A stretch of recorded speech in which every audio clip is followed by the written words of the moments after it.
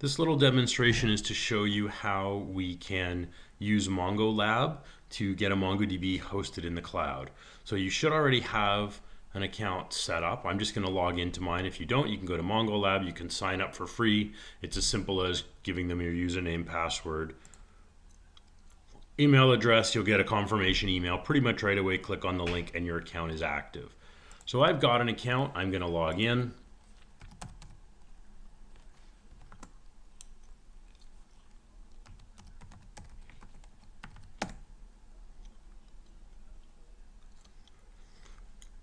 Then all we need to do to create a new database, this is our home screen. You can see the databases I've already created. I'm going to create a new one.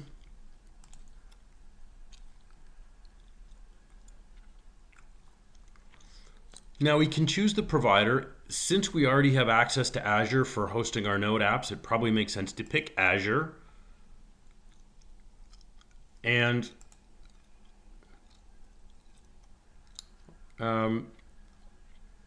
we'll leave the default location as West US. Now the replica set cluster, this gives us failover. So if one server goes down, we have another redundant server. We do have to pay for this. So to avoid this, we can just get to the free version of MongoLab. We click over here on single node.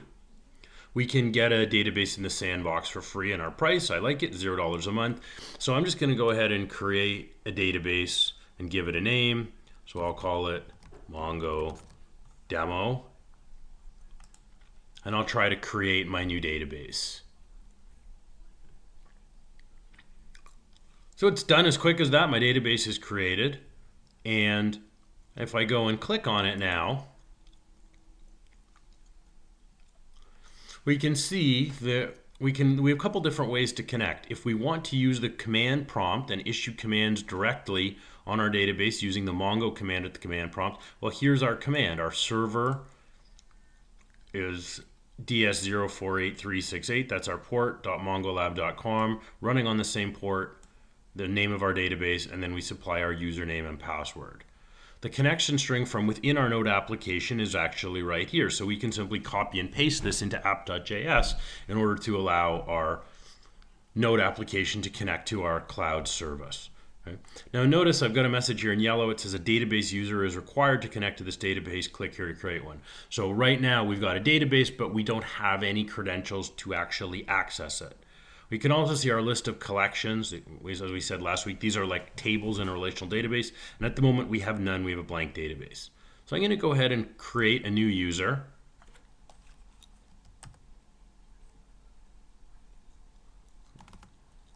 I'll call it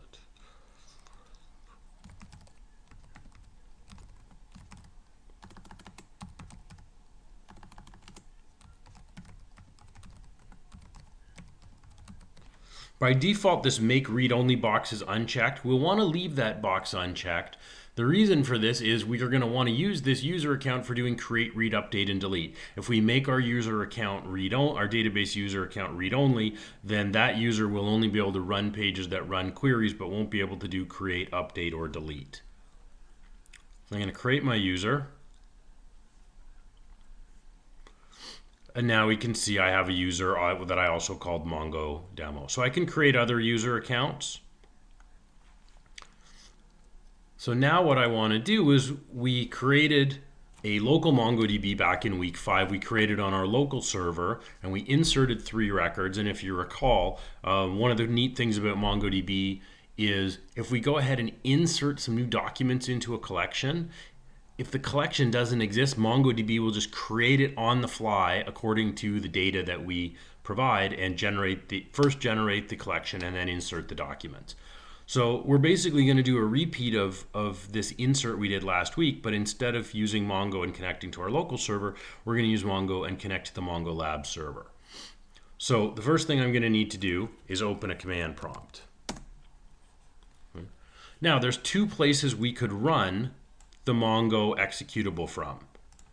By default, when we install the executable, it goes to C, Program Files, MongoDB, Server 3, and bin. And here's our mongo.exe. So I could open a command prompt. I could browse into this directory if I wanted to. So here's one option. I can actually right click, I can copy the address of this folder.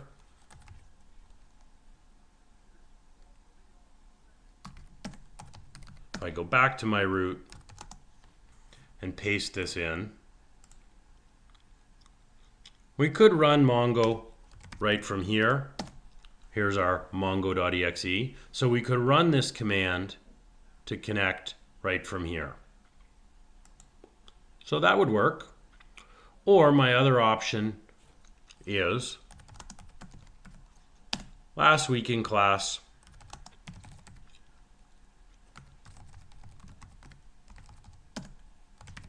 inside my node folder, I made a, you'll notice in the middle here, there's a MongoDB directory. So if I want to go into C users, my username node MongoDB, I could run the Mongo executable from here as well. Either one.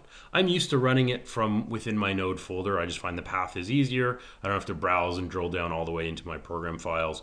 So what I'm going to do is go to my MongoLab site and grab this command. I realize I missed the M. So I'm just going to copy that. I'll type an M because I missed that, and then I'm going to right click and paste. So here's my command.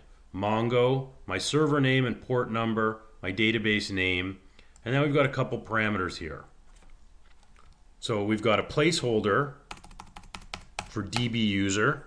I'm going to supply my database name, database username.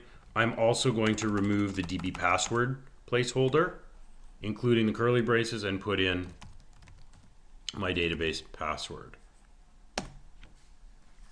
So now, as you can see, I'm connected directly to my MongoLab database. Now what we want to do is we're going to want to build the articles collection we had running locally last week, and then we're going to want to insert 3 documents. So this is just a copy and paste operation. So I'm just going to, I'm going to need to log back into Blackboard.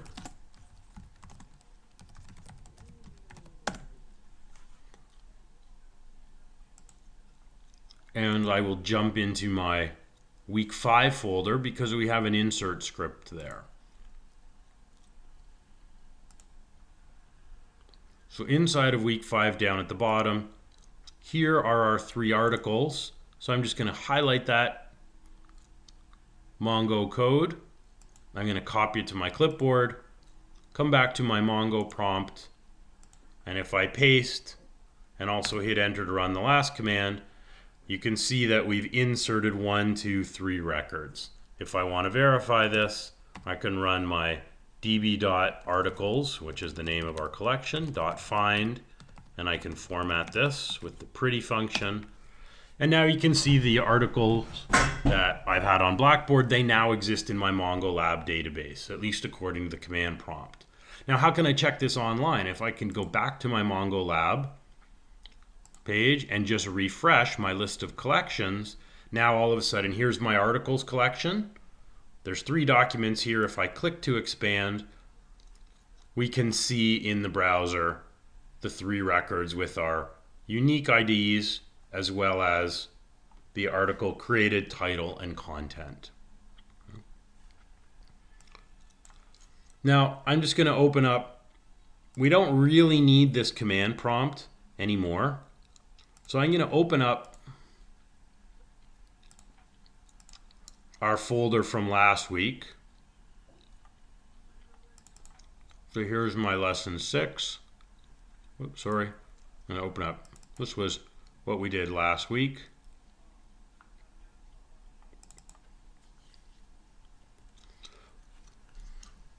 So last week in class, we connected our Node application to our local server. This time what I'm going to do instead, so if we look at it, here's our connection string. So last week we were connecting, using Mongoose to connect to our local server in the test database.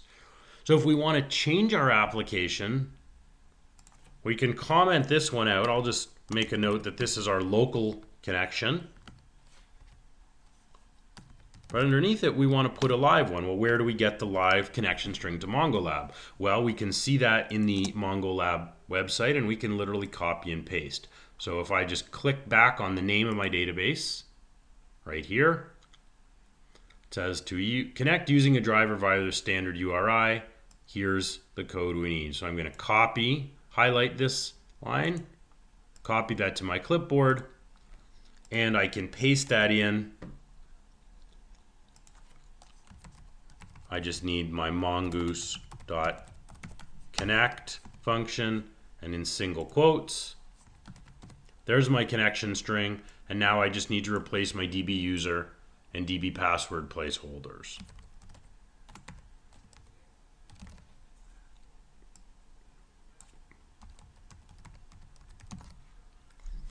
So I have actually the same credential for both username and password, my server, port, and database name. So now when I run this application, our Node app should actually be able to go out onto the internet and connect to MongoLab. Now, one thing to note, depending on which location you used, you may get a different port number when your application tries to connect to Mongo. We have had some issues at the college with the firewall, and we've looked, and different users are winding up with databases on different ports on MongoDB. By default, when we first started doing this in week 6, nobody was able to connect either on the wireless or the wired network from inside of the college to be able to hit MongoLab. If you run your application on your own computer, either your own desktop machine at home or a laptop anywhere outside the college, you're going to be able to connect to MongoLab. The trick is, if you're running on a different port other than this one, what I'll need you to do is email that port to me.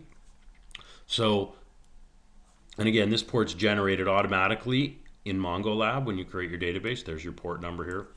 So if you have a different port number and you're not able to connect from inside the college network, just shoot me an email and let me know what that port number is so that I can have IT allow that outbound traffic. So this completes our MongoLab setup and demo. If you want to come back and watch the lesson 2 video, the part 2 video for lesson 6, basically you'll see us take our lesson 5 application, we're going to make a lesson 6 application, try to connect to our MongoLab database, and then we will do create, read, update, and delete in part 2 of the lesson.